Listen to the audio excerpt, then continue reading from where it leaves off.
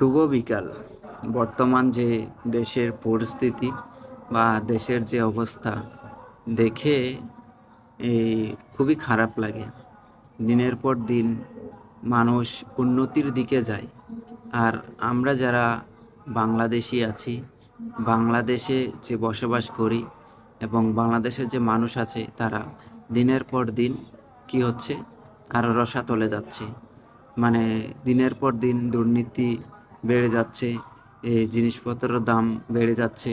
যারা সামান্য চাকরি করে তাদের যে অবস্থা, তাদের তাদের যে দিন মানে কেমন করে পার হচ্ছে তারাই জানে।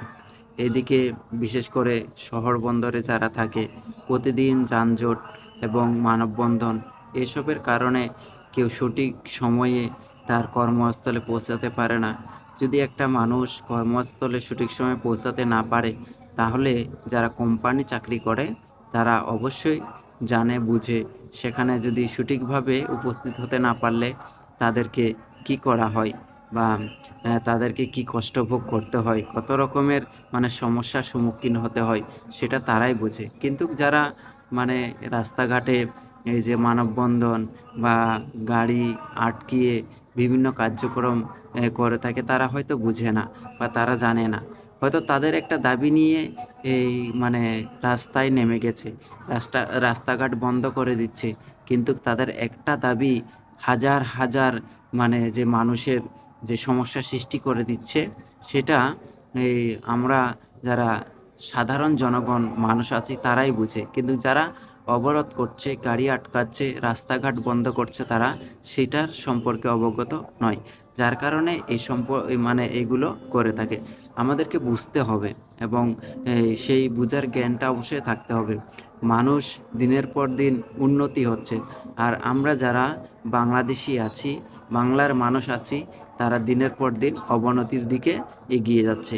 সব কিছুর মানে জিনিসপত্রের দাম বেশি বা বাড়িয়ে দেওয়া হচ্ছে বা লুকিয়ে রাখা হচ্ছে, যেটা মানুষ নিত্য দিন ব্যবহার করে। মানুষের যে নিত্য প্রয়োজনীয় জিনিস যেগুলো আছে, যে জিনিসগুলো মানুষ খুবই প্রয়োজন বোধ মনে করে, সেগুলোই মানুষ কী করছে, চুরি করছে বা লুকিয়ে রাখছে, বা তারা দাম বাড়িয়ে দিয়ে সংরক্ষণ করে রাখছে, এবং তারা সেগুলো কী করতেছে না, জনগণের সম্মুখে ছাড়ছে না বা তারা বন্ধ করে দিচ্ছে। এসবের কারণে মানুষ দিনের পর দিন আরও কষ্টের দিকে এগিয়ে যাচ্ছে। আসলে আমরা এই যেটা মনে করি, এরকম একটা দেশে জন্মগ্রহণ করাই পাপ, বা অতীতে আমরা পাপ করেছি বিদায় এরকম একটা নির্লজ্জ দেশে জন্মগ্রহণ করেছি, বা কষ্টভোগ এই যে দেশ, সেই দেশে জন্মগ্রহণ করেছি, যার কারণে আমাদেরকে কষ্ট পেতে হচ্ছে। নাহলে অন্যান্য দেশে গিয়ে দেখুন, সেখানে আমাদের বাংলাদেশের মতো তারা এরকম কার্যক্রম সৃষ্টি করে না। খুবই যদি দরকারি হয়, খুবই যদি প্রয়োজন বোধ মনে করে, তাহলে সেখানে এরকম কর্মসম্পাদন করে থাকে।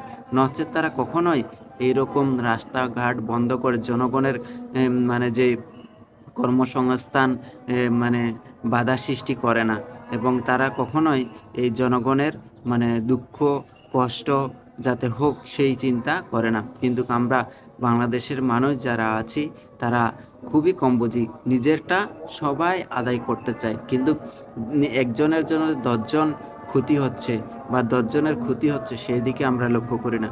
আমাদেরকে সবাইকে বুঝতে হবে, জানতে হবে আসলে আমার এই কার্যক্রমের মাধ্যমে 10 জনের ক্ষতি হচ্ছে কি না, 10 জন কষ্ট পাচ্ছে কি না, এটা অবশ্যই ভাবা প্রয়োজন, কিন্তু আমরা সেটা ভাবি না। আমরা সবাই সরকারকে দোষ দিই, কিন্তু নিজের দোষ আমরা কখনোই দিই না। আমরা সব সময় নিজেরটাকে মানে এই এগিয়ে রাখি বা নিজেই পরিশোধে এটা মনে করে রাখি।